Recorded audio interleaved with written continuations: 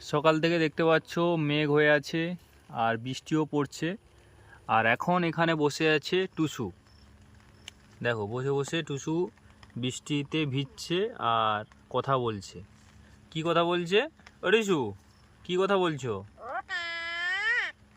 ও মা মা। আর বাইরের পাখিগুলো এসে টুসুর কাছে এসেও টুসুর সঙ্গে খেলা করে।